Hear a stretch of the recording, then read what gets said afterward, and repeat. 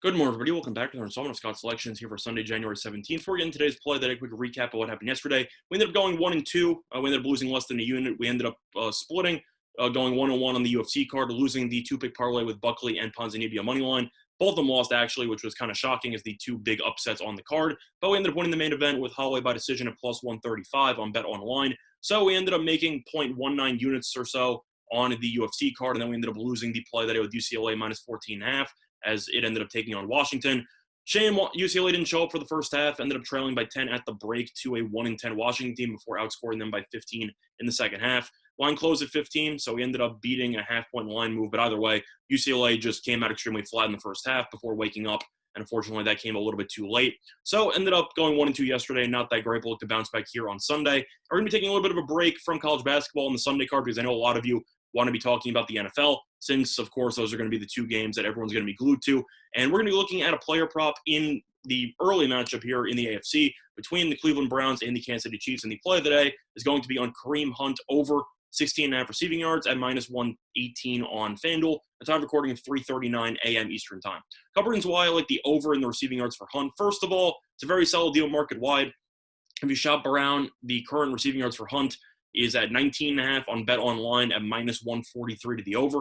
Fox Bet currently is 20.5 at plus 105 to the over. Yet you can still get 16.5 on FanDuel at minus 118. So I do think it's a very solid deal, and you are saving about 3 or 4 yards if you shop around, and that is the purpose of this play. Now, another reason why I like Hunt in this actual spot is the fact that Kansas City has been awful at guarding opposing running backs in the passing game all season long. Kansas City so far this season is allowing the second most receiving yards per game to opposing running backs in the entire league. So this team really has struggled to guard opposing backs out of the backfield, and I do think that will be the case once again with Kareem Hunt. First of all, I don't know if you want to buy into the revenge game angle, but you do have that, mostly because of the fact that Hunt, of course, used to play for the Chiefs before they got rid of him because of his off-the-field issues. But Hunt is also a premier pass-catching back in the league. I don't think he's at the same level as an Alvin Kamara or a Christian McCaffrey, but he's definitely a top 5 receiving back in the league. And I do think that he should have ample opportunities to exploit this Kansas City linebacking core by finding some openings in some one-on-one coverages.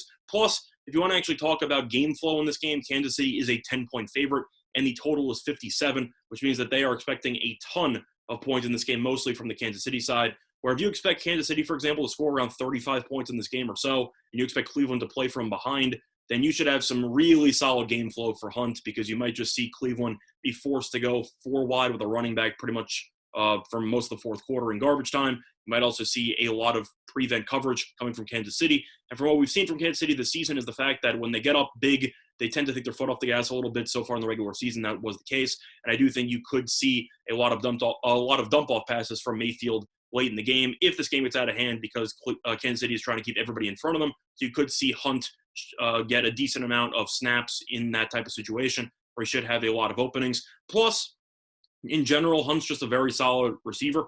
And if you look at his results so far this season, he has over 300 receiving yards on the year. He has 38 catches. He's been very solid on the backfield. And I do think that even if game flow might not be the best, as long as this game's close, I think you should still see Hunt get a decent amount of snaps he normally does. Of course, he'll be playing behind Nick Chubb, which, of course, cuts into a little bit of his action. But at 16.5, I still think that's way too low for a running back that has the capability of even taking a screen past 17 yards. I just think there's a lot of ways for Hunt to win this. He could have one decent catch. He could have a couple in garbage time. He could have a couple maybe at the end of the first half as well in a no-huddle hurry-up situation.